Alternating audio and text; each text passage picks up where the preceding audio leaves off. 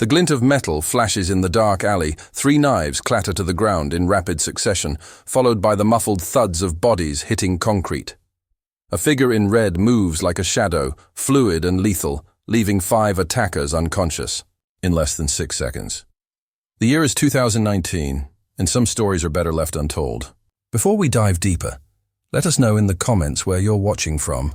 And if this story touches you, make sure to subscribe because tomorrow we've got something extra special lined up for you. Dawn breaks over the bustling streets of San Francisco's Richmond district, where rows of colorful Victorian houses stand shoulder to shoulder like old friends sharing secrets. Inside one of these historic homes, Alexandra Chen begins her morning routine with practiced precision. Her movements are graceful, economical, each gesture refined by years of discipline that most would mistake for simple morning yoga. The kitchen of her Victorian home is immaculate, minimalist, with everything in its place. A single photograph sits on the windowsill, partially hidden behind a potted orchid.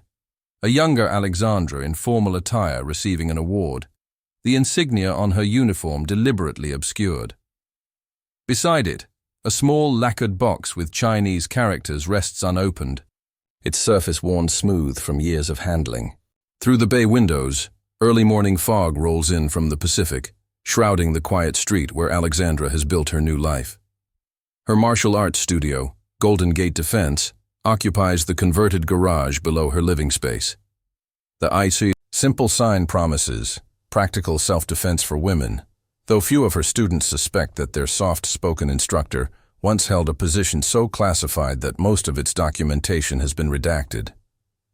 Her only companion is a sleek Siamese cat named Ghost, a rescue with a distinctive scar across its left ear.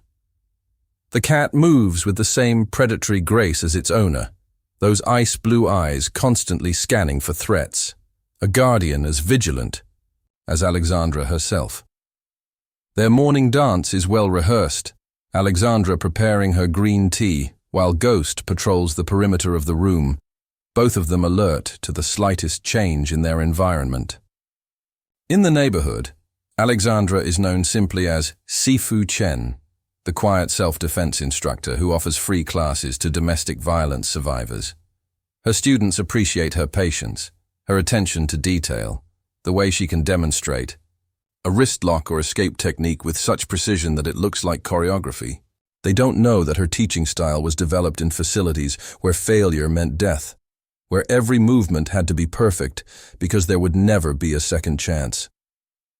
The studio itself reveals nothing of her past. The walls are lined with mirrors and basic training equipment, a few motivational posters about women's empowerment, and a single framed calligraphy scroll whose characters speak of balance and harmony. But behind the innocent facade, reinforced doors and state-of-the-art security systems protect something more than just a neighborhood business. Today, like every day, Alexandra reviews her morning class schedule while monitoring 6 different news feeds on her tablet. Her fingers move across the screen with deliberate purpose, scanning for specific patterns, keywords that might indicate her past is catching up with her. 10 years of peace hasn't dulled her instincts. If anything, they've grown sharper with the weight of what she left behind. At the local coffee shop, Tom Rodriguez serves her usual order, green tea, no sugar. He's one of the few people who's managed to engage her in conversation beyond pleasant pleasantries. Today, he notices something different in her posture as she scans the cafe with those alert brown eyes. 2 men in expensive suits sit at the corner table, their attention too carefully casual, their watches too expensive for this modest neighborhood. "Weather's turning," Tom comments, his ex-cop instincts picking up on Alexandra's subtle tension. "So it is," she replies, her voice soft but clear, carrying the barest trace of an accent that she's never quite managed to place. Her hand drifts, unconsciously to her left wrist, where a jade bracelet conceals a thin white scar, a reminder of lessons learned in places she'd rather forget. Back at her studio, Alexandra receives an unexpected email from an address she hasn't seen in years. The subject line contains a code phrase that makes her blood run cold. Crimson lotus blooms in winter. Her fingers hover over the keyboard. Muscle memory from another life, already calculating response protocols, escape routes, contingency plans that she'd hoped never to need again. The morning sun finally burns through the fog, casting long shadows across her studio floor as her first students begin to arrive. Young professional women looking to feel safer in the city, each unaware that their instructor's expertise comes from places where safety was never guaranteed, where every lesson was written in scars and survival. Alexandra watches them file in, these women seeking empowerment, and feels the weight of her past pressing against the careful walls she's built. In the corner, Ghost perches on the windowsill, those knowing eyes fixed on the street below, where two men in expensive suits have just stepped out of a black SUV with diplomatic plates. The game she left behind a decade ago is about to begin again. But this time, she's not the same person they're expecting to find. The morning sun glints off the jade bracelet as Alexandra begins her class, her voice calm and assured, giving no indication that she's already calculating angles, distances, and the precise amount of force required to remind certain people why she was once known only as Lady Crimson in files that no longer officially exist.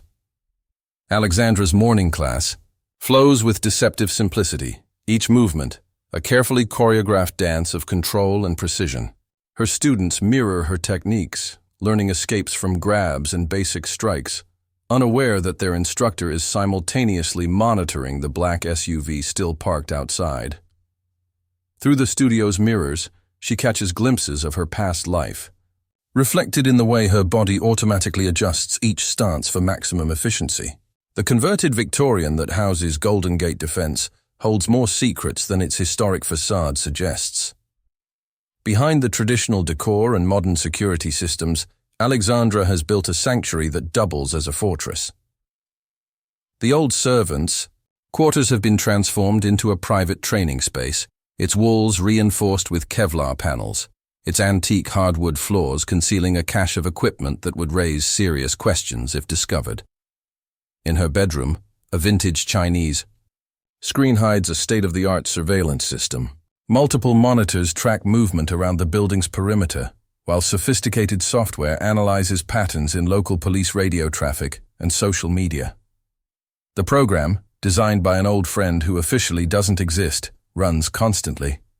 In the background, searching for specific keywords and behavioral patterns that might indicate her cover is compromised. The afternoon sun casts long shadows through the bay windows as Alexandra conducts a private lesson with Emily Martinez, a domestic violence survivor who's become something of a protégé. The young woman's determination reminds Alexandra of herself at that age, before the agency discovered her potential, before they shaped her into something both more and less than human. Remember, Alexandra demonstrates a complex joint lock, her hands moving with surgical precision. It's not about strength. It's about understanding the body's natural weaknesses. Every attack has a counter, every defense has a flaw. The philosophy wasn't learned in any dojo, but in facilities where failure meant death, where every lesson was written in blood and bone. Emily practices the technique, her movements becoming more confident with each repetition. Through the mirrors, Alexandra notices one of the men from the SUV walking past the studio, his reflection revealing the subtle bulge of a shoulder holster beneath his expensive jacket. Their eyes meet briefly in the glass, and Alexandra recognizes the look, the predatory assessment of a trained operative sizing up a target. "That's enough for today," Alexandra says, her voice betraying none of the tension coiling in her muscles. As Emily gathers her things, Alexandra's mind catalogues every detail about the operative: height, weight, gait, the slight favor to his left side indicating an old injury. Information that might mean the difference between life and death if her past has finally caught up with her. Ghost appears silently at her feet, the Siamese's behavior subtly altered. The cat's ears twitch toward the ceiling, where faint vibrations suggest someone moving across the rooftops of the adjacent buildings. They're being surrounded, but professionally, patiently. This isn't a capture team. It's an assessment, as a careful probe of her defenses. After Emily leaves, Alexandra moves through her studio with deliberate purpose, adjusting equipment, straightening practice mats, her routine masking the fact that she's calculating angles of attack, planning defensive positions, identifying improvised weapons. Every object in the space has been chosen and placed with this possibility in mind. In the private training room, she slides aside the antique screen concealing her monitoring system. The facial recognition software has been running constantly, cross-referencing the operatives against known databases. The results are concerning. These aren't standard agents. Their profiles have been scrubbed too clean, their digital footprints too perfect. This level of tradecraft suggests something bigger than a simple containment operation. Alexandra's fingers trace the jade bracelet, a habit from another life when she wore different jewelry. Jewelry that could garrote a man or inject toxins with a simple twist. The bracelet had belonged to her mother, a reminder of the life she'd had before the agency, before they recognized her potential and reshaped her into their perfect operative. A notification flashes on one of her monitors. The system has detected increased chatter on certain dark web channels, coded phrases that make her blood run cold, crimson asset located, package ready for retrieval, Operation Echo is live. They're not even trying to hide it, which means either they're sloppy or they want her to know they're coming. Through her security feeds, Alexandra watches Tom from the coffee shop walking home, his path intercepted by one of the suited men. Their conversation appears casual, but she reads the subtle signs of interrogation, the calculated body language, the careful positioning that prevents escape. They're gathering information, building a profile of her new life, looking for pressure points and vulnerabilities. In her kitchen, Alexandra prepares her evening tea with mechanical precision, each movement masking the fact that she's mentally cataloging the contents of her go bags, hidden cash reserves, and escape routes. The jade bracelet catches the dying sunlight as she raises the cup to her lips, and for a moment, she sees another woman reflected in the window, younger, harder, dressed in crimson, moving through shadows with lethal grace. Ghost's sudden alertness draws her attention to a new vehicle parking across the street, a white van with commercial signage so perfect it can only be a cover. They're setting up surveillance, preparing for something bigger. The question isn't whether they'll make a move, but when and what exactly they want from the woman they once called Lady Crimson. The sun sets over San Francisco, painting the Victorian houses in shades of gold and shadow. In her studio, Alexandra begins her evening. Routine, her movements deliberately normal for anyone watching. But beneath the calm exterior, plans are already in motion. They may think they're hunting her, but they've forgotten the most important lesson about Lady Crimson. She was never really the prey. The evening stretches into night as Alexandra's final class filters out of the studio. Her advanced students, mostly women with careers in high-stress fields, bow respectfully before departing. Among them is Dr. Emily Chang, a trauma surgeon whose keen eyes linger on Alexandra's precise movements, perhaps recognizing something familiar in the way her instructor carries herself. The same controlled accuracy required in an operating room. Through the studio's windows, the San Francisco fog rolls in thick and heavy, providing natural cover for the surveillance teams watching her building. Alexandra spots 3 new operatives rotating into position, their movements betraying their military background. These aren't agency people. Their tactics are too rigid, too formal. Private military contractors, perhaps, or something worse. In her private training room, Alexandra accesses a hidden panel beneath the traditional wooden floor. Inside, a fingerprint scanner disguised as an old heating vent reveals a narrow compartment containing everything she might need. Multiple passports with different identities, currencies from 12 different countries, burner phones, and equipment. That would raise serious questions if discovered. Her fingers brush past them to reach a small red notebook, its pages filled with handwritten Chinese characters. Ghost watches from his perch as she decodes the message received earlier. The Siamese's ears prick at the sound of footsteps on the roof. 2 sets, moving with professional stealth. Alexandra continues her apparent reading while mentally mapping their position. The cat's tail twitches, sensing its owner's tension. The decoded message is brief but clear. Sister, they found the Bangkok files. Chen is compromised. They know about Project Crimson Lotus.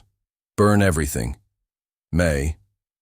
Alexandra's mind races through implications.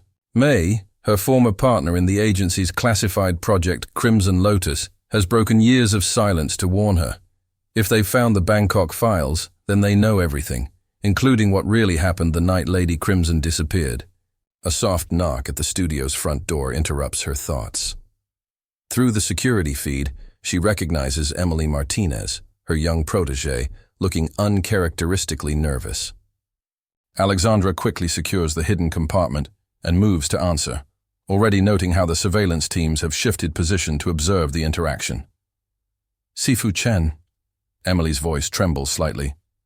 I'm sorry to come so late, but these men were asking questions about you at the coffee shop. They said they were from the State Department, but something felt wrong. Her hands twist anxiously. They knew things about my past, about the restraining order against my ex. They implied they could help get it extended if I told them about you.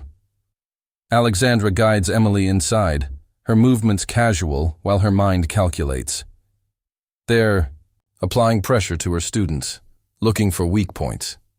Emily's involvement means they're escalating faster than expected. Through the windows, she catches a glimpse of the white van's side mirror, angled to watch the studio entrance. Thank you for telling me. Alexandra keeps her voice calm, steady. You did the right thing. Now, I'm going to show you something, and I need you to remember it exactly.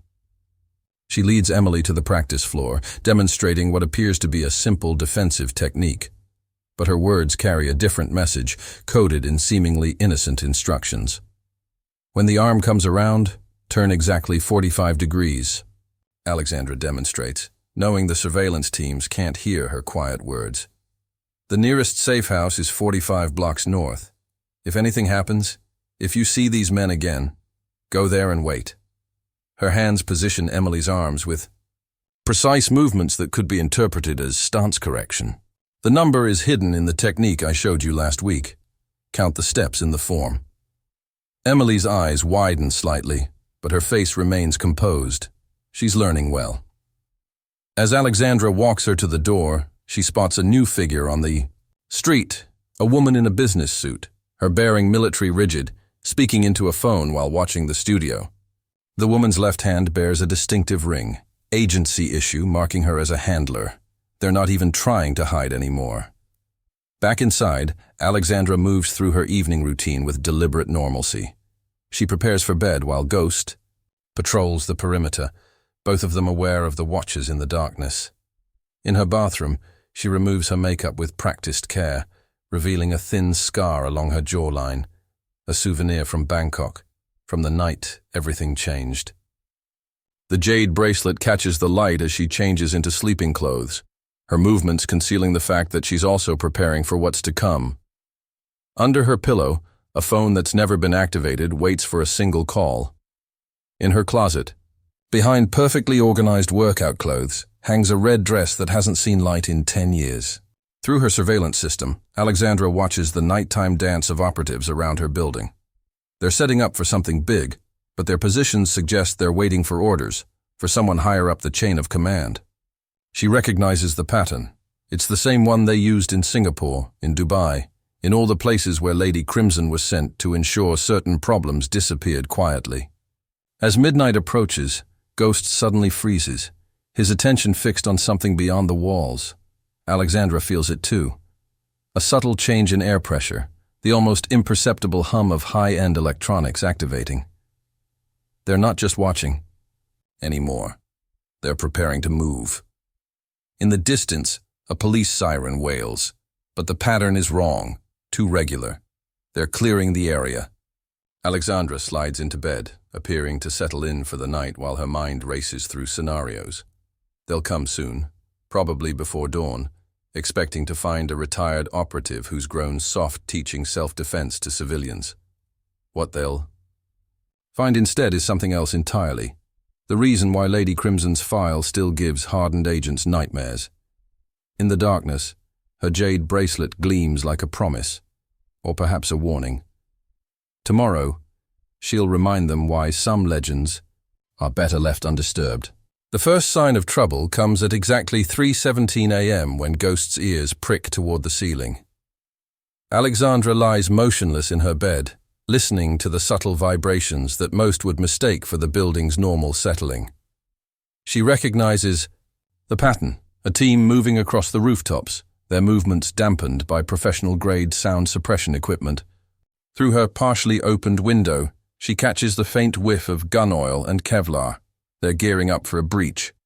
In the kitchen below, the security system's hidden display shows multiple heat signatures converging on her position. The eye. Surveillance team has expanded. She counts 12 operatives in total, their positions suggesting a coordinated containment strategy.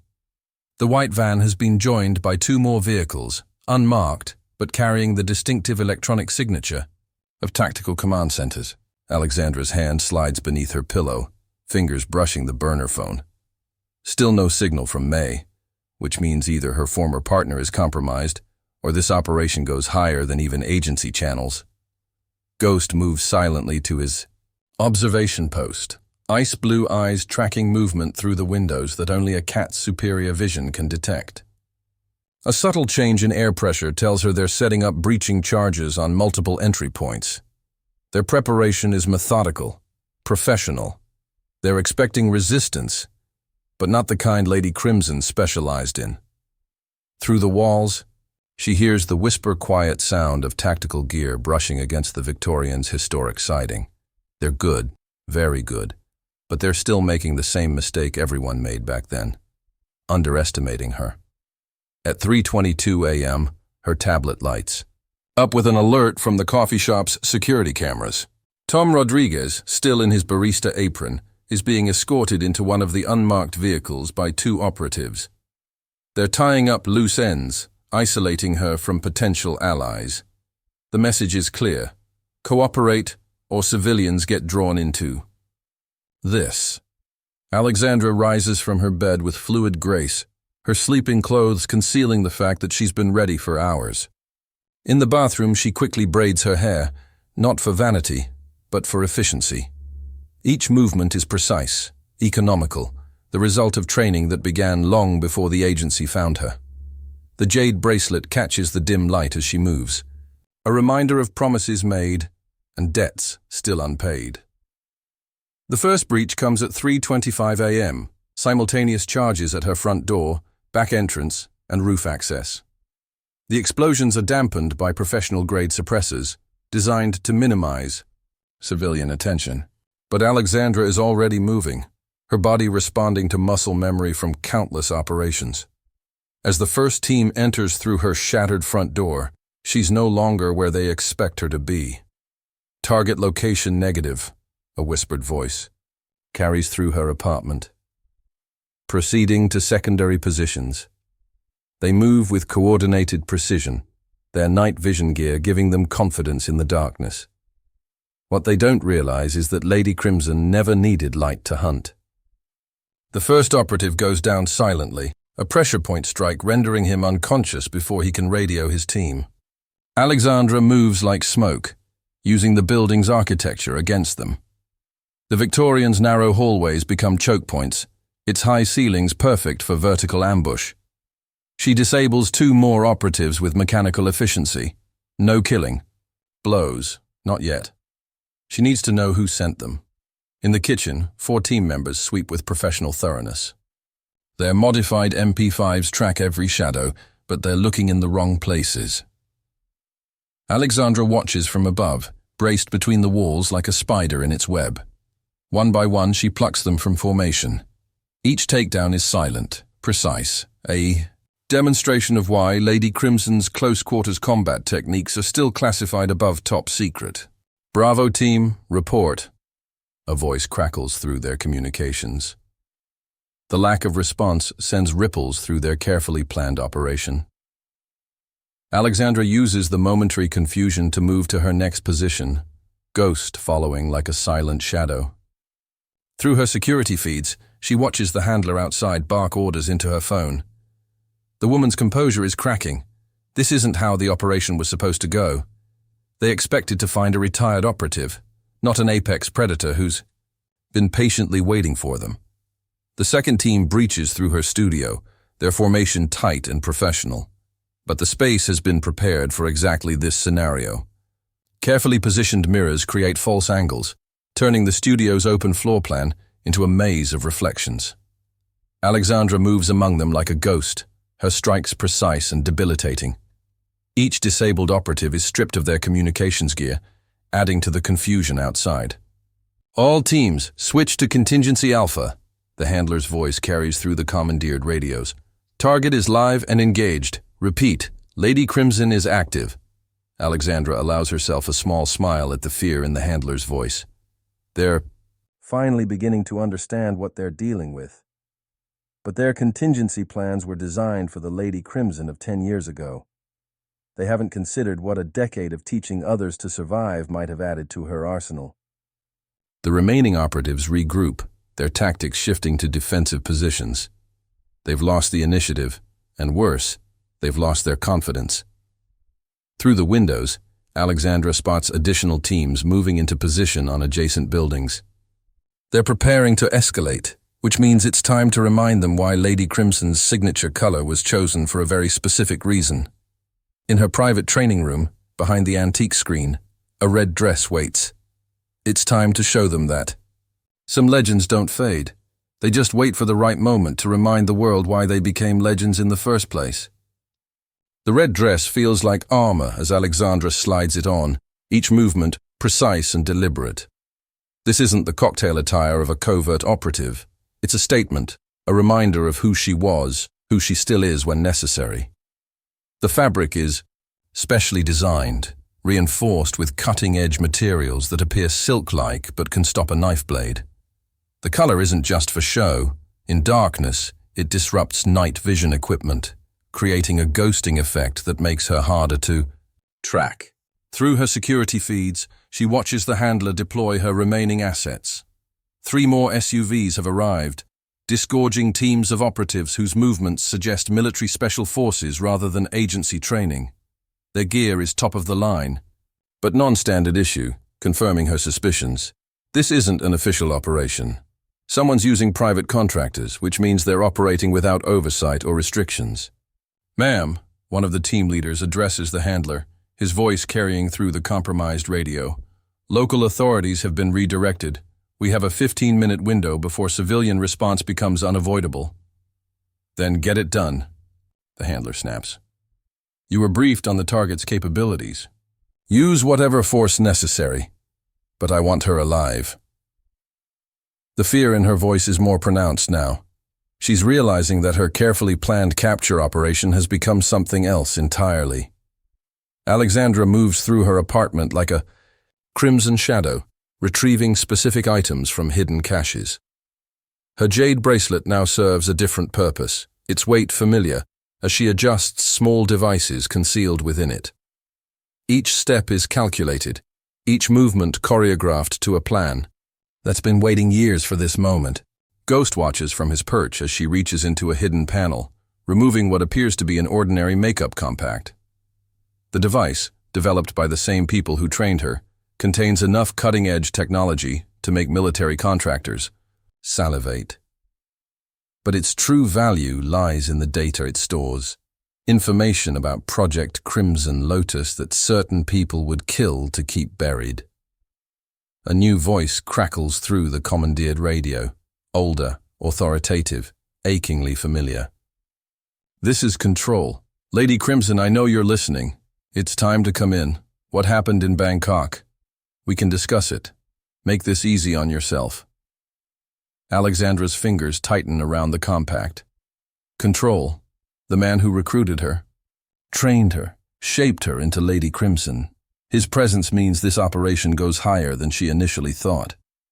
Through her security feeds, she spots him emerging from one of the SUVs, tall, distinguished, his silver hair immaculate, even at this hour. Colonel James Wilson, the architect of Project Crimson Lotus. Emily Martinez, his voice carries a subtle threat. Such a promising student. Did you know her ex-husband was recently released? It would be a shame if his restraining order was misplaced. The message is clear. Surrender, or innocence will suffer. But control has made a crucial mistake. 10 years ago, Lady Crimson might have yielded to protect civilians. But Alexandra Chen has spent a decade teaching women like Emily to protect themselves. Her students aren't helpless victims. They're survivors, each one carrying a piece of Lady Crimson's legacy. As if confirming her thoughts, her tablet lights up with encrypted messages. Emily has activated the protocol Alexandra taught her, reaching out to other students through secure channels. Across San Francisco, women are quietly moving into position. The trauma surgeon, the corporate lawyer, the tech executive, each one trained for exactly this scenario. Your window is closing, Crimson, Control continues, unaware that his tactical advantage is already compromised. We can still contain this. Or would you prefer we discuss what really happened to Agent May after Bangkok? Alexandra's hand freezes on the compact. May, her partner, her friend, the only other operative who knew the truth about Project Crimson Lotus. The official report claimed she died in Bangkok, but the message Alexandra received earlier suggests otherwise. Another lie. In a web of deceptions that's about to unravel. Through her surveillance system, she watches Control deploy his remaining teams. They're setting up for a final breach, but their positions reveal their desperation. They need to end this quickly, before questions are asked about unauthorized operations in domestic territory. Ghost suddenly tenses, his attention fixed on something beyond the walls. Alexandra feels it too. A subtle change in the air pressure, the whisper of helicopter rotors approaching. They're bringing in heavy support, which means Control isn't just trying to capture her. He's trying to bury something bigger than Bangkok. The jade bracelet feels heavier now, weighted with purpose. 10 years ago, Lady Crimson disappeared to protect a secret. Now Alexandra Chen will reveal it to protect others. Control thinks he's hunting a retired operative, but he's about to learn why the agency's most classified files still carry a warning. Lady Crimson wasn't just their best agent. She was the one who got away with their darkest secrets. In the street below, Control checks his watch, unaware that his carefully orchestrated operation is about to become something else entirely. The night is about to remind him why some legends are written in red. Alexandra's first move comes without warning. At exactly 3:42 a.m., every electronic device within a 2-block radius experiences a momentary surge, a failsafe she installed years ago for precisely this scenario. Night vision equipment flickers, tactical radios crackle with interference, and security cameras freeze on their last frame. In that moment of calculated chaos, Lady Crimson begins her counterattack. The first team on the roof never sees her coming. She moves through their formation like water through cracks, each strike precisely calculated. 3 operators down in less than 4 seconds, their unconscious forms carefully positioned to suggest they're still on watch. Through their compromised communications, she hears Control coordinating the ground teams, unaware that his perimeter is already breached. Target location still negative. A team leader reports, his voice tense, switching to thermal imaging. But Alexandra has already anticipated this move. The red dress, lined with thermal masking material, creates ghost images on their scanners, a technique she perfected in Dubai, where the heat made conventional stealth impossible. From her vantage point, she spots Dr. Emily Chang's car parked. 3 blocks away, its engine still warm. The trauma surgeon isn't alone. Alexandra recognizes other vehicles belonging to her advanced students. They're implementing the contingency plan she's drilled into them, not as helpless civilians, but as a coordinated response team. "Sir," the handler's voice carries barely contained panic. "We're detecting multiple anomalies. Local cell traffic. Suggests organized movement in the surrounding blocks." Control's response is immediate, sharp with authority. Irrelevant. Focus on the target. Lady Crimson is operating alone. That's her pattern. But that's where Control has made his fatal mistake. The Lady Crimson he knew worked alone because the agency demanded it. Alexandra Chen has spent 10 years building something they never anticipated. A network of women trained not just in self-defense, but in countering exactly this type of operation. Through her compact's encrypted display, she watches her students move into position. Emily Chang has established a mobile medical station in her clinic, ready to treat any civilians caught in the crossfire. Emily Martinez is coordinating with other students, using their everyday positions, traffic controller, emergency dispatcher, hospital administrator, to quietly redirect civilian presence away from the area. Team 3, check in, Control's voice carries a note of frustration. The silence that follows confirms what Alexandra already knows. Another team neutralized without a sound. She moves through the shadows of her Victorian, systematically dismantling their operation with surgical precision. Each disabled operative is left with a small red origami lotus, her signature, and a message Control can't ignore. The jade bracelet activates with a subtle click, releasing a compound that makes her nearly invisible to thermal imaging. Another gift from May, who always understood that the best technology should appear mundane. The thought of her former partner sends a fresh wave of determination through her veins. If May is alive, if she survived Bangkok, then everything they believed about Project Crimson Lotus was a lie. Control's voice crackles through the commandeered radio again. Crimson, you're only making this worse. The files you stole in Bangkok, they're not what you think. There are things you don't understand about Project Lotus. But Alexandra understands more than he realizes. The compact in her hand contains not just data, but proof. Evidence of experiments that went far beyond creating perfect operatives. A sudden movement catches her attention. Ghost, alerting her to a new threat. Through the Victorian's windows, she spots additional teams moving into position, their gear marking them as a different unit entirely. These aren't Control's men. Their tactics are too aggressive, their movements lacking the agency's clinical precision. Sir, the handler's voice rises with alarm. We have unidentified operators entering the AO. They're not ours. Alexandra watches Control's reaction through her surveillance feeds. For the first time, his composed facade cracks. These new players weren't part of his plan. The compact vibrates with an encrypted message. Sister, received your signal. Bangkok. Files confirmed. Third faction incoming. Trust no one. May. Alexandra's mind races through implications. A third group after Project Crimson Lotus means the stakes are higher than even she suspected. Through her security feeds, she watches Control rapidly reorganizing his teams, trying to counter this new threat while maintaining the containment operation. But his perfect plan is unraveling thread by thread. His operators are exhausted, jumping at shadows, their confidence shaken by an enemy they can't seem to engage. In the street below, the handler is arguing with Control, their voices carrying through the open channel. Sir, we've lost too many teams. We need to fall back, regroup. We are not leaving without her, Control cuts her off. Lady Crimson and those files cannot be allowed to reach the open market. If she makes contact with the third faction. It's not just the files anymore, the handler interrupts. Look at what she's built here. The network, the students, the infrastructure. She's created something we never... A sudden burst of static cuts through their conversation. Alexandra watches through the cameras as black-clad figures emerge from the shadows, the third faction making their move. The night is about to become a three-way war with Lady Crimson at its center. But unlike 10 years ago in Bangkok, this time she's not alone. This time, she has an army of her own.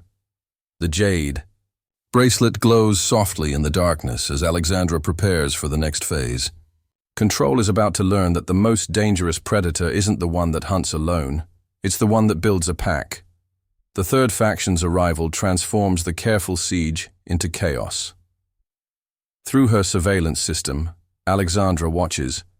As these new operators, their gear marking them as elite mercenaries, engage Control's teams.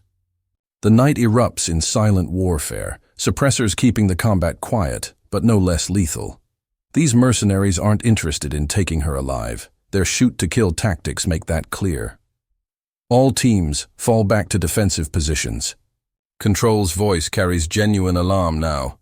Priority is asset containment. Do not let those mercenaries breach the building. But his ordered retreat is already compromised. Alexandra's students have begun implementing their roles, creating invisible barriers throughout the neighborhood. From her vantage point, she spots Emily Chang's team of nurses and doctors, all trained in her advanced class, quietly evacuating nearby buildings under the guise of a gas leak. Emily Martinez, coordinating with other students employed in emergency services, has established a perimeter that appears civilian, but is anything but helpless. The compact vibrates again. Another message from May. Third faction, Black Lotus. Private military, funded by someone who knows about Bangkok. They want the quantum tech. Don't let them take you alive. Alexandra's blood runs cold. Black Lotus. She knows their reputation. Former Special Forces operators turned mercenaries, known for zero survival operations. Through her feeds, she watches Control trying to maintain command as his operation disintegrates. The handler is desperately coordinating with remaining teams, but their careful containment strategy has been shattered. Black Lotus operators are systematically eliminating Control's men, their efficiency suggesting they've studied agency tactics. Sir, the handler's voice is tense. We're detecting a pattern in civilian movements. These aren't random evacuations. Someone's coordinating them. Alexandra allows herself a small smile. They're finally beginning to understand what she's built here. Every coffee shop owner, every store clerk, every seemingly innocent civilian in her network is now part of an invisible defense system. Ghost. Suddenly alerts to movement above. Mercenaries breaching through the roof. Alexandra moves like liquid shadow, the red dress flowing around her as she engages. The first operator never sees her coming.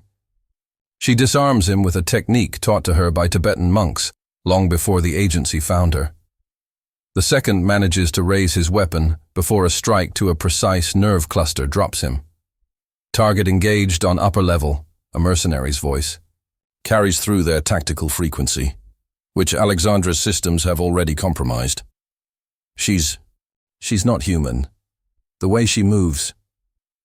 His transmission cuts off as Alexandra demonstrates why Lady Crimson's close-quarter combat techniques remain classified. The red dress becomes a blur of motion, each movement calculated for maximum efficiency. 3 more operators down in seconds, their unconscious forms arranged as a message to those who follow. The compact flashes with building schematics, maze work, providing escape routes and tactical advantages. But Alexandra isn't looking to escape, not anymore. Through her surveillance feeds, she watches Control's growing realization that he's lost control of the situation. His remaining teams are caught between Black Lotus mercenaries and an invisible network of civilian operators. Sir, the handler's voice rises with urgency. We're getting reports of women moving through the combat zone. They're taking down our operators, professional takedowns, agency-level techniques. Control's response is cut off by a new development. Police. Sirens in the distance, but not the redirected patrols they arranged. These are different units responding to carefully placed calls from Alexandra's network. The vice president of a local bank, one of her advanced students, has reported suspicious activity near her institution. A judge who attended her morning classes has signed emergency warrants. The invisible web tightens. All units be advised. A police dispatcher's voice, another of her students, broadcasts on frequencies both Control and Black Lotus are monitoring. Multiple reports of armed individuals in tactical gear. SWAT has been notified. FBI liaison. En route. Alexandra watches the effect ripple through both enemy forces. Control's teams, already exhausted and demoralized, begin looking for extraction routes. The Black Lotus operators, professionals who understand the value of a strategic retreat, start consolidating their positions. Through her compact, she accesses deeper levels of surveillance. The quantum tech mentioned in May's message, the true heart of Project Crimson Lotus, was never just about creating perfect operators. The experiments they conducted in Bangkok went further, pushing the boundaries of human potential. The files she stole weren't just data, they were proof of something that should have remained theoretical. Crimson, Control's voice comes through clear, personal. You don't understand what you're protecting. The quantum tech, what we discovered in Bangkok, it's beyond national security. It's about human evolution itself. As if in response, Alexandra feels it. The subtle shift in perception that the agency could never quite explain.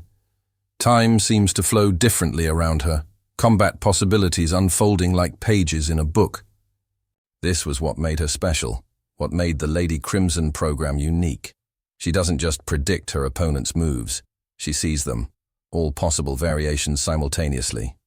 The jade bracelet pulses once, a warning. Black Lotus operators are setting up for a final push, while Control's remaining teams prepare for extraction. The night is about to enter its most dangerous phase. But Alexandra Chen, the woman they once called Lady Crimson, is ready. She's spent 10 years preparing for this moment, building a network that turns an entire city into her weapon.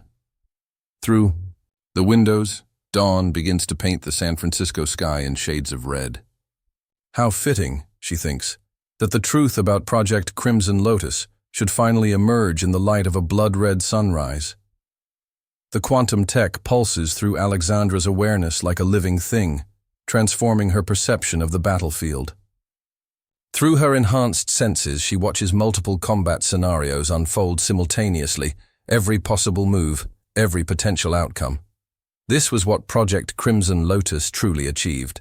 Not just enhanced operators, but humans who could perceive and manipulate the quantum nature of reality itself.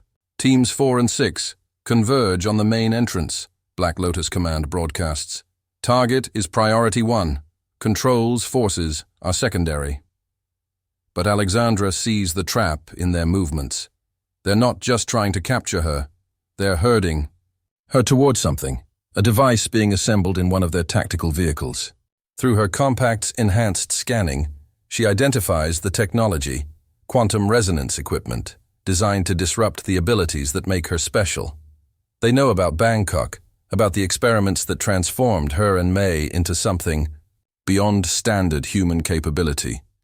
The ability to perceive multiple timelines, to choose the optimal combat solution from infinite possibilities. Sir, Control's handler reports, Black Lotus is deploying some kind of quantum tech. If they activate it, I can see it, Control cuts her off. All teams, new priority, do not let them activate that device. Whatever happens, Lady Crimson cannot fall into their hands. His voice carries genuine fear now. He knows what the quantum tech could do in the wrong hands, how it could be weaponized to create armies of enhanced operators. Alexandra moves. Through her Victorian like a crimson ghost, each step calculated across multiple probability lines. 2 Black Lotus operators breach through a window, their movements precise and coordinated. But she's already seeing the perfect counter, her body flowing through combat possibilities until she finds the optimal solution. They drop without a sound, their weapons disabled with techniques that exist in the space between standard martial arts movements. Ghost appears at her side, the Siamese's enhanced senses, a gift from the same experiments that changed her, alerting her to new threats. Through their shared perception, she spots teams of mercenaries moving into position with the quantum device. They're creating a containment field, trying to limit her ability to perceive and manipulate probability. The compact vibrates with urgent data, May's analysis of the quantum tech. Sister, the device will create a localized field of quantum stability. Inside it, you'll be limited to single timeline perception. Don't let them trap you. The warning comes just as Alexandra feels the first ripples of the device's effect, like static in her enhanced awareness. Through her surveillance network, she watches her students implementing the next phase of their response. Emily Chang's medical team has established a perimeter of ambulances, their presence seemingly innocent, but creating a barrier that restricts Black Lotus's movement. Emily Martinez coordinates with other advanced students, using their positions in city infrastructure to further isolate the combat zone. Control, Alexandra broadcasts for the first time, her voice carrying across all frequencies. You remember Bangkok, what we found in that facility, what you made us into. Through her feeds, she watches him freeze, recognizing the implications of her words. What I made you into. Control's response is sharp. I gave you power beyond human limits, the ability to perceive and choose from infinite combat possibilities. You and May were to be the first of a new generation of operators. You mean weapons, Alexandra counters, moving to her next position, as Black Lotus teams try to triangulate her signal. Human quantum computers, capable of calculating and executing perfect combat solutions. But you never understood what the EEE tech really did to us. The quantum device powers up, its effect rippling through reality like waves in a pond.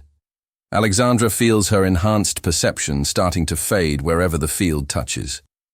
Through her quantum awareness, she sees Control's remaining teams and Black Lotus operators converging on her position, both groups trying to reach her before the other.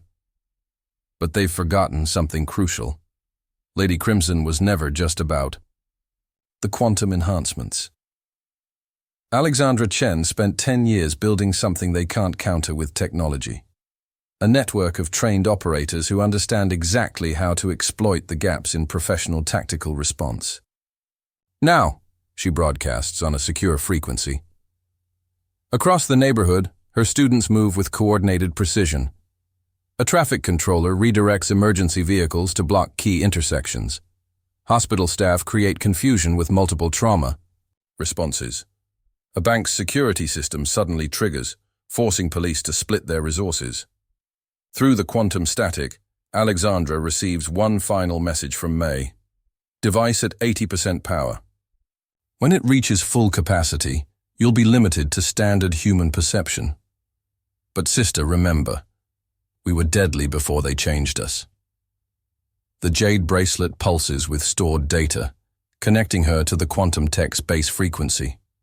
They think the device will trap her in standard reality, force her to face them on equal terms. What they don't understand is that Lady Crimson never relied solely on her enhancements. The quantum perception only helped her perfect what she already was, a predator who chose to become a protector. Dawn breaks over San Francisco as Alexandra Chen prepares for the final phase of her operation. The quantum device may limit her ability to perceive multiple timelines, but she's about to remind them why some legends are dangerous, even without their special abilities. Through her network of students and allies, she's transformed the entire neighborhood into a weapon more powerful than any quantum enhancement, a community of warriors who know exactly how to bring down professional operators. The red dress flows around her as she moves into position. It's time to show them that Lady Crimson's most dangerous weapon was never her quantum abilities. It was her capacity to turn victims into victors. The quantum device reaches full power at precisely 4:17 a.m., its field expanding to encompass a 3-block radius. Alexandra feels her enhanced perception contract, multiple timelines collapsing into a single stream of possibility. But as her quantum awareness fades, another kind of perception takes its place. The accumulated knowledge of decades of combat experience, honed to lethal perfection, long before Project Crimson Lotus enhanced her abilities. Target's quantum signature is destabilizing, a Black Lotus operator reports, moving to contain. Through her remaining surveillance feeds, Alexandra watches their teams advance with professional precision, believing they've neutralized her greatest advantage. Control's forces mirror their movement from the opposite direction, creating a classic pincer maneuver. Remember your training, Alexandra broadcasts to her network. Everything I taught you was designed for this moment. Across the neighborhood, her students begin implementing techniques that have nothing to do with quantum enhancement, and everything to do with turning urban environments into tactical advantages. Emily Chang's medical team creates chaos by declaring a hazardous materials incident, their legitimate credentials forcing emergency protocols that disrupt both enemy forces' communications. Emily Martinez, coordinating with other students in key positions, begins systematically shutting down exit routes using apparently routine civil services responses. "Sir," Controls handler reports, "we're losing tactical advantage. Their civilian network, it's not random. Every student, every class member, they're all positioned in infrastructure choke points." The realization comes too late. Alexandra spent 10 years teaching these women not just self-defense, but how to transform their everyday roles into strategic assets. The compact displays May's final message: "Sister, quantum field at maximum," but they forgot what the experiments proved. The tech didn't create our abilities. It only enhanced what was already there. Show them why Lady Crimson was chosen for the program in the first place. Ghost moves like a shadow through the quantum interference, his enhanced senses adapting just as Alexandra's have. Together, they begin a deadly dance through the Victorian's architecture. The first Black Lotus team breaches through the kitchen, expecting to find a degraded opponent. Instead, they encounter something possibly more dangerous, a warrior who spent years teaching others how to overcome superior force. "Contact! She's still moving too fast." The operator's voice cuts off as Alexandra demonstrates why her combat techniques were classified even before Project Crimson Lotus. The red dress becomes a blur of motion, each strike targeting nerve clusters and pressure points with surgical precision. 3 operators down in seconds, their weapons disabled with moves taught by masters in temples long before the agency found her. Through her surveillance system, she watches Control's growing realization.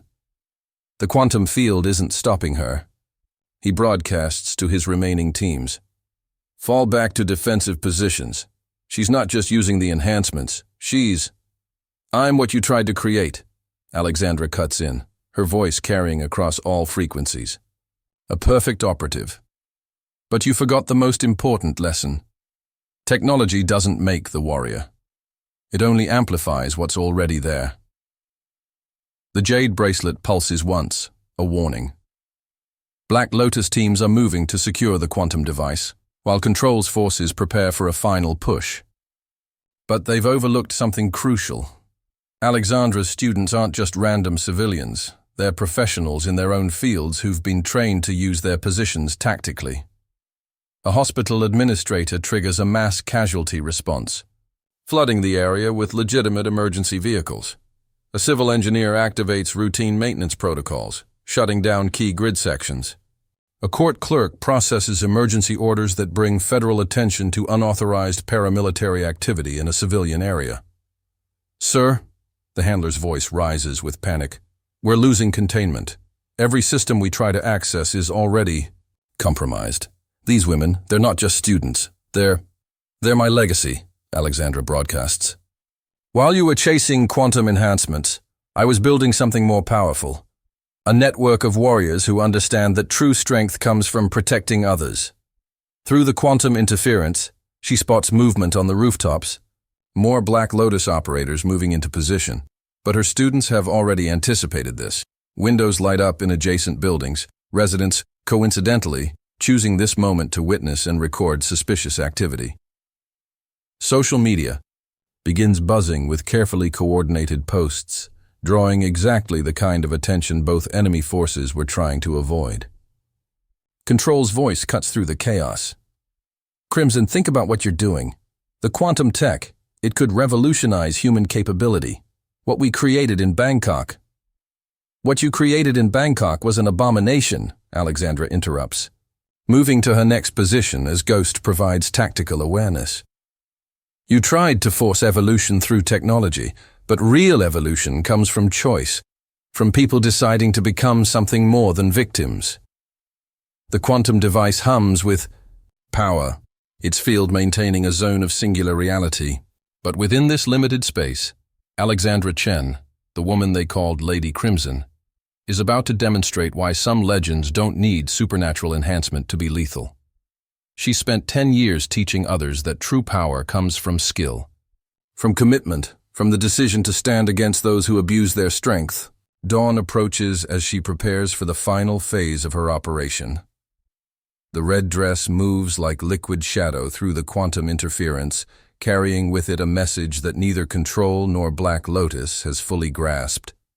The most dangerous predator isn't the one with enhanced abilities, but the one who teaches others how to hunt. The final phase begins as federal helicopters appear on the horizon, their approach forcing both enemy forces to accelerate their timetables.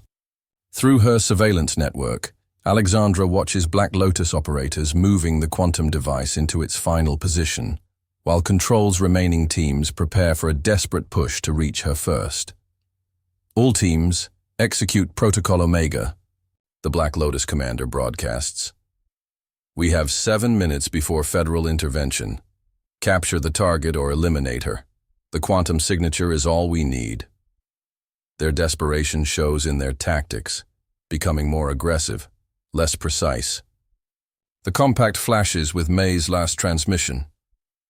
Sister, the device isn't just measuring quantum signatures, it's designed to extract them. If they capture you, they'll use your enhanced DNA to create more operators. Bangkok will happen again.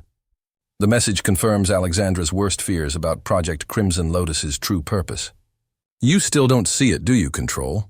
Alexandra broadcasts while systematically dismantling another tactical team.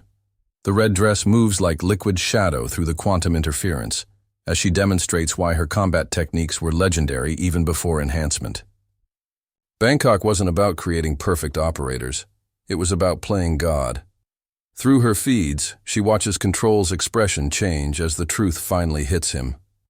We were advancing human evolution, he argues, but his voice lacks conviction. The quantum enhancements, what they did to you and May, it was a breakthrough. It was torture, Alexandra counters, her movements flowing between combat forms that exist in the spaces between traditional martial arts. You didn't enhance us. You broke us down and rebuilt us into weapons. But you never asked the most important question. What happens when a weapon decides to protect instead of destroy? Ghost appears at her side, the Siamese's enhanced senses providing tactical awareness as her students implement the final stage of their response. Emily Chang's medical teams have completely encircled the combat zone, while Emily Martinez coordinates with other advanced students to systematically shut down every possible escape route. Ma'am, the handler reports to Control, we're detecting multiple federal agencies converging on our position. Someone's activated national security protocols. We have satellite coverage incoming and, sir, they're broadcasting on agency frequencies. Impossible, Control snaps.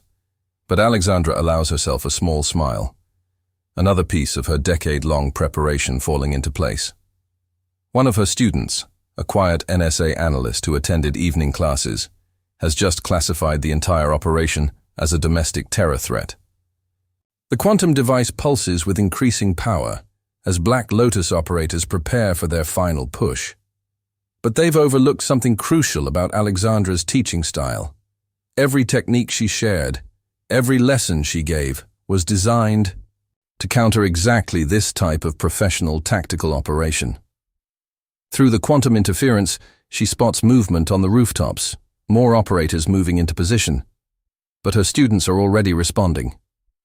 Windows light up across adjacent buildings, dozens of cameras recording everything. Social media explodes with carefully coordinated posts, creating a digital record that neither Control nor Black Lotus can erase. Sir, the handler's voice rises with urgency. We're losing containment. Every system, every protocol, they're all compromised. These women, what she's built here. A legacy, Alexandra broadcasts, her voice carrying across all frequencies. While you were chasing quantum enhancement, I was building something more powerful. A network of warriors who understand that true strength comes from protecting others. The jade bracelet pulses one final time, connecting her to the quantum device's base frequency. Through this connection, she feels May's presence, not just her messages, but her actual quantum signature hidden within the device's coding. Her partner didn't die in Bangkok. She merged with the quantum field itself, becoming something beyond physical existence. Sister, May's consciousness touches her mind through the quantum interface.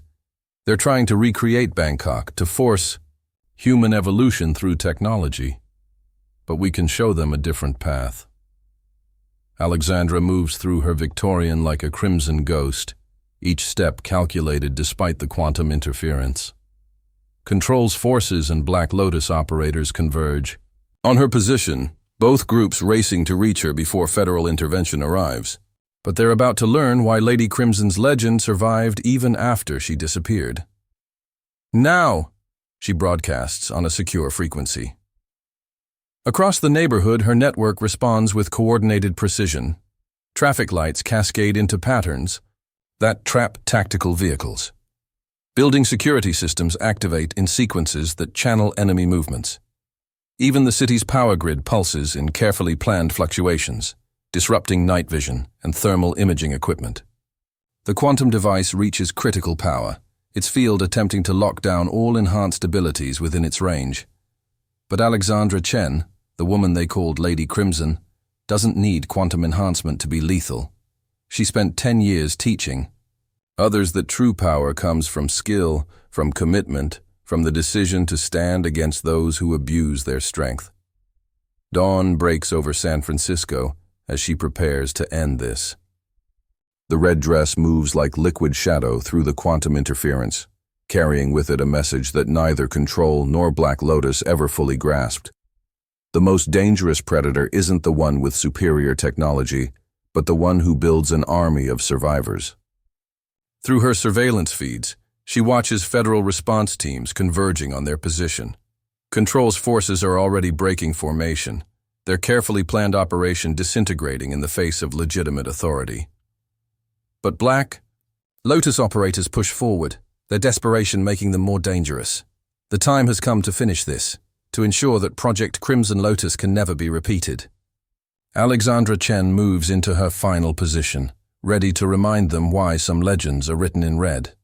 The quantum device detonates at precisely 4:47 a.m., not with an explosion, but with an implosion that sends ripples through reality itself. Alexandra, anticipating this moment, watches as both Control's forces and Black Lotus operators realize too late what she and May had planned all along. The device wasn't meant to contain quantum abilities, it was designed to release them. All teams fall back. The Black Lotus commander's voice carries genuine fear as the quantum field expands beyond their control. The device is overloading. Quantum signatures they're everywhere. Through her surveillance feeds, Alexandra watches their carefully planned operation collapse into chaos. The jade bracelet pulses with pure quantum energy as May's consciousness merges with the expanding field. Sister, her partner's voice echoes through multiple layers of reality. It's time to show them what Project Crimson Lotus should have been. The quantum enhancement that was forced upon them in Bangkok flows outward, touching every member of Alexandra's network. Sir, Control's handler reports, her voice trembling. We're detecting multiple quantum signatures. It's not just Lady Crimson anymore. Every one of her students, they're all manifesting enhanced abilities. The realization comes too late. Alexandra didn't spend 10 years just teaching combat techniques. She was preparing these women for this moment, ensuring they had the mental and physical discipline to handle quantum enhancement. Through the quantum chaos, Alexandra watches her network transform. Emily Chang's medical team moves with impossible speed and precision, neutralizing tactical teams with surgical accuracy.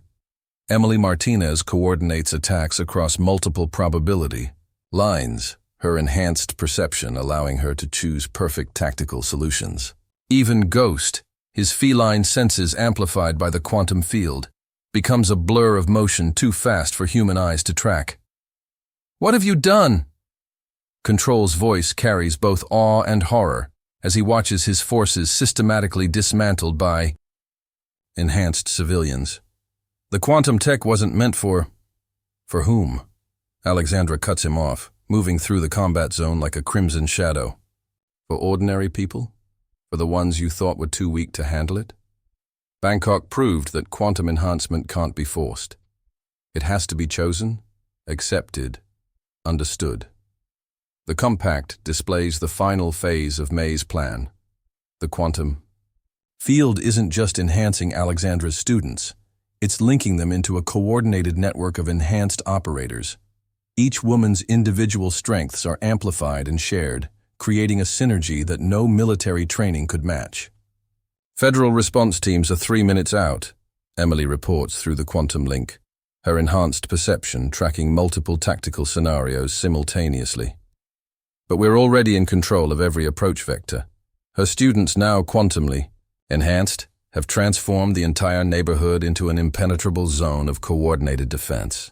Through the quantum field, Alexandra feels May's consciousness guiding their network, teaching them to handle their new abilities. The agency tried to create perfect weapons, her partner's voice echoes across quantum frequencies. Instead, they created perfect protectors. Black Lotus operators launch a desperate final assault, trying to reach the quantum device before it completely transforms their target zone. But they're met by Alexandra's enhanced students, professionals, in their own fields who now move with the same lethal grace as Lady Crimson herself.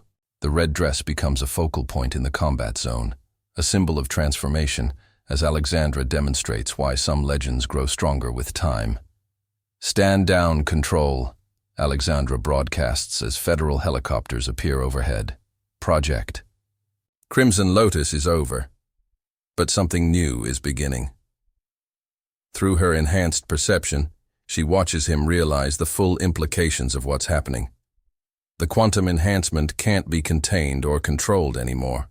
It's evolving naturally, choosing those who are ready to handle its power. The jade bracelet pulses one final time as May's consciousness merges fully with the quantum field. "Sister," her voice touches Alexandra's mind. "We've given them a choice. The same choice we never had. Now they can decide what kind of power they want to be."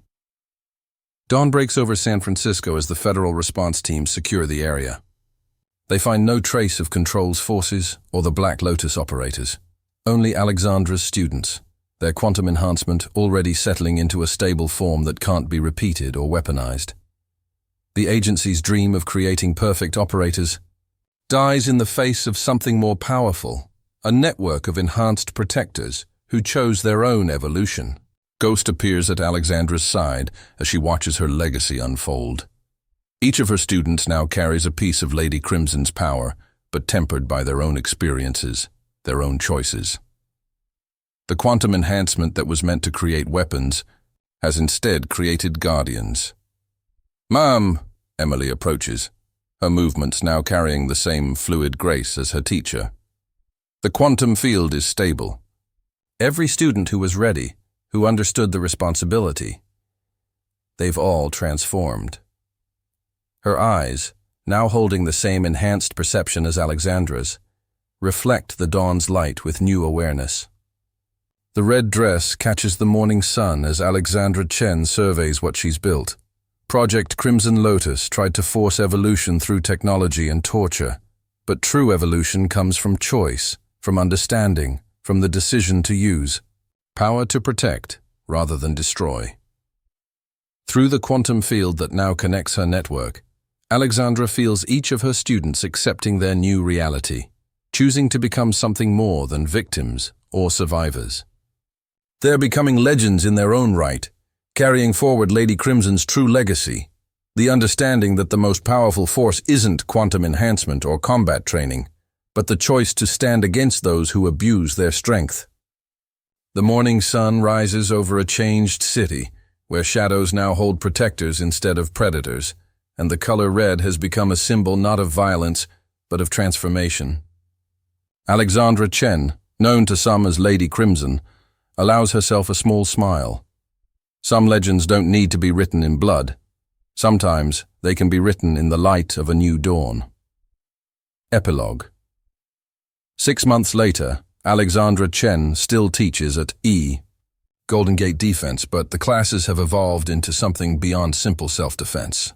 Through the panoramic windows of her expanded studio, now occupying an entire floor of the Victorian, she watches her advanced students moving through forms that exist between standard martial arts and quantum-enhanced combat. Emily Martinez, her quantum abilities now fully stabilized, leads a morning session for new initiates. Her movements flow like water, demonstrating techniques that combine traditional defense with enhanced perception. The jade bracelet on her wrist, a gift from Alexandra, pulses softly with quantum energy, marking her as one of Lady Crimson's chosen successors. Remember, Emily's voice carries the same quiet authority as her mentors.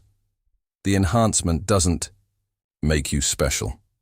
It amplifies what you already are. Choose carefully what you want to amplify. Through the quantum network that now connects all of Alexandra's enhanced students, each woman feels the truth of these words. The compact, now, modified to monitor the growing network of enhanced operators, displays updates from across the city. Emily Chang coordinates a team of quantum-enhanced medical professionals, their abilities revolutionizing emergency response. Other students use their enhanced perception in their professional fields, subtly transforming San Francisco's infrastructure into something more protective, more aware. Ghost prowls the perimeter of the studio, his enhanced senses extending through the quantum field that now blankets the city. The Siamese's ice blue eyes track movement on multiple probability lines, alert for any sign that someone might try to replicate Project Crimson Lotus. But the truth about the enhancement has spread too far to be contained or weaponized now. The agency's still looking. May's consciousness touches Alexandra's mind through the quantum interface. Her partner exists now as pure quantum energy, a guardian presence in the field that connects their network. But they'll never understand what we created here. They wanted weapons. We built protectors. Through her enhanced perception, Alexandra watches probability lines spreading from her studio across the city. Each of her students carries the potential for infinite choices, their enhanced abilities guided by the principles she spent years teaching them. The quantum network has become something organic, growing only through willing acceptance and understanding. More are coming, Emily reports, finishing her class. Women who sense the change, who want to understand what they're becoming. The quantum enhancement seems to call to those who are ready, those who have the mental and physical discipline to handle its power. But unlike Project Crimson Lotus, there's no force, no manipulation, only choice. In her private training room, Alexandra reviews surveillance feeds from around the world. Control has vanished, his files erased from agency databases. Black Lotus has gone underground, their attempt to weaponize quantum enhancement a costly failure. But more importantly, she watches other women finding their power, choosing to become something more than victims. The red dress hangs in a display case, no longer needed as a symbol of what was taken from her. Instead, Alexandra wears teachers and robes, marking her transition from legendary operative to something more important. A guide for those who choose to evolve on their own terms. They are calling it the Crimson Network, Emily mentions, joining her mentor in reviewing the feeds. Every major city now has at least one enhanced protector. The quantum field is spreading, but only to those who understand the responsibility. Her enhanced perception tracks probability lines that show their influence growing, not through force, but through example. Ghost suddenly alerts to a familiar presence. Through the quantum field, Alexandra feels May's consciousness focusing on a specific location, Bangkok. The facility where Project Crimson Lotus began has been demolished, replaced by a women's defense center. The quantum enhancement that was forced upon them has returned to its birthplace, but this time as a gift freely given to those who choose to accept it. Lady Crimson was a weapon they created, Alexandra tells Emily, watching her students move through their forms with growing confidence. But what we've built here is something they could never understand, an army of protectors who chose their own evolution, The jade bracelet pulses with quantum energy as Alexandra Chen, once known only as Lady Crimson, contemplates the future spreading before them. The agency tried to force evolution through technology and torture. Instead, they created something beyond their control. A network of enhanced guardians who understand that true power comes not from ability, but from choice. Through the quantum field, she feels each of her students accepting their new reality, choosing to become something more than survivors.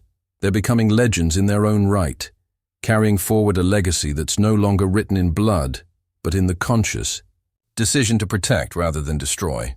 The morning sun rises over San Francisco, now subtly changed by the presence of its enhanced protectors. In shadows where predators once hunted, guardians now watch. The color red has become a symbol not of violence but of transformation, marking those who chose to evolve beyond mere survival into something greater. Alexandra Chen allows herself a small smile as she watches her legacy unfold. Some legends, she realizes, don't need to be written in violence. Sometimes they can be written in the light of understanding, in the power of choice, in the quiet strength of those who decide to become heroes, not because they were forced, but because they chose to protect others. The quantum field pulses, with potential as a new day begins, carrying with it the promise of more choices, more protectors, more legends waiting to be written. The story of Lady Crimson hasn't ended. It's merely transformed into something more powerful than any weapon could ever be. A legacy of conscious evolution, freely chosen and freely shared. In the end, some legends don't die or fade away. They evolve, choosing their own path, writing their own stories not in the shadows of what was done to them, but in the light of what they choose to become. Post-credits scene. The secure facility, deep beneath the Pentagon, buzzes with quiet activity as analysts pore over data from what they're calling the San Francisco incident. On multiple screens, surveillance footage shows women moving with impossible grace through combat scenarios, their abilities defying standard human limitations. General Marcus Hayes, the man who originally authorized Project Crimson Lotus 20 years ago, watches the footage with growing concern. His weathered face reflects in the monitors as he studies every detail of how Lady Crimson transformed from a weapon into something entirely unexpected. "Sir," a young analyst approaches with a tablet displaying new data. "We've detected similar quantum signatures in major cities across the globe. The enhancement is spreading, but only to specific, individuals. We can't determine the selection criteria." Her voice carries a mix of frustration and fascination. Through the facility's reinforced windows, artificial light illuminates rows of empty containment chambers, failed attempts to recreate Project Crimson Lotus. Each capsule stands as a testament to the military's inability to understand what really happened in Bangkok, what transformed Alexandra Chen and Mei Lin into something beyond human. The quantum field isn't just enhancing them, another analyst reports, his screens showing energy patterns spreading across urban centers. It's creating some kind of network. Every enhanced individual seems connected, but we can't access or interfere with their communications. Hayes moves to a secure terminal, entering a series of classified codes. A hidden screen emerges from the wall, displaying data that even most Pentagon officials don't know exists. Project Echo, the header reads, followed by images of other experimental programs, attempts to force human evolution through technology. "Sir," his assistant interrupts, "Control's body has been found." She hands him a report marked with the highest security classification. Preliminary autopsy suggests his cellular structure was changing. The quantum exposure was transforming him, but unlike Chen's subjects, his body couldn't handle it. Through the facility's quantum sensors, Hayes detects a familiar signature. Mei Lin's consciousness touches the edge of their security systems, a reminder that they're being watched. The quantum field that now spans continents carries within it a warning. Some forms of evolution can't be forced or controlled. We've lost 3 more research teams, the first analyst continues, scrolling through incident reports. They were attempting to replicate the enhancement process, but something in the quantum field actively resists artificial implementation. It's as if the technology itself has developed. Preferences. Ghost's quantum-enhanced perception extends even here, letting Alexandra's network monitor every attempt to weaponize their evolution. Hayes feels it, an invisible presence watching their every move, ensuring that Project Crimson Lotus can never be repeated. "What are your orders, sir?" his assistant asks, waiting for guidance on how to proceed. Hayes stares at the footage of enhanced women protecting their communities, using abilities his program helped create, but could never control. His life's work has evolved beyond his grasp, becoming something he never anticipated. Through quantum-enhanced surveillance feeds, Alexandra Chen watches this meeting unfold.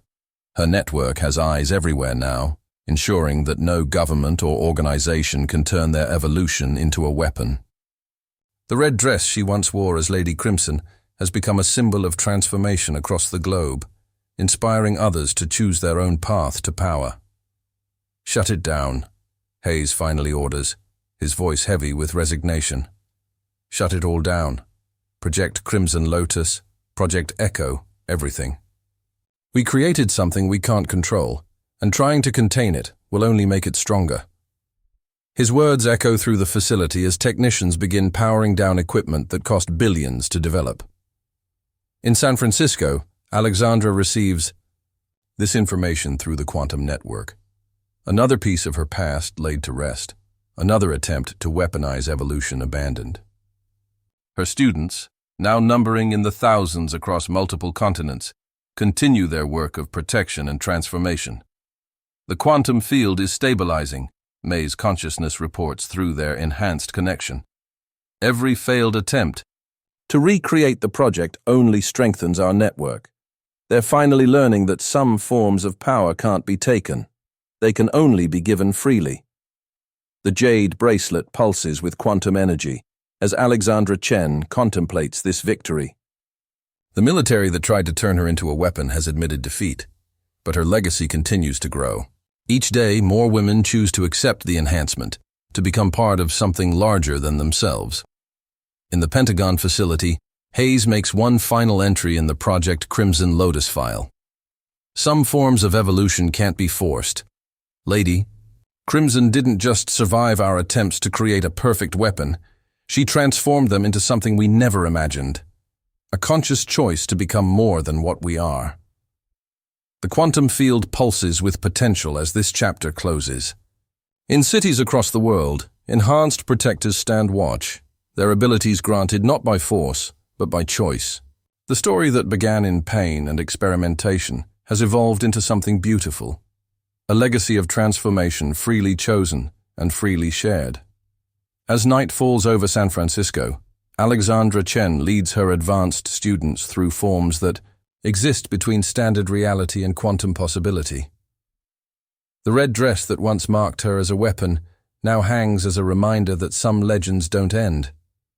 They evolve, choosing their own path, writing their own stories, not in the shadows of what was done to them, but in the light of what they choose to become. In the end, the most powerful force isn't quantum enhancement or military might. It's the simple, human choice to use whatever power we have to protect others. That's a legend worth sharing, a story that will continue to evolve as long as there are those who choose to become something more than what others tried to make them. The quantum network pulses one final time, carrying this truth across continents. Some weapons can't be controlled because they were never meant to be weapons at all. They were meant to be choices, freely made and freely given, transforming not just individuals, but the very nature of power itself.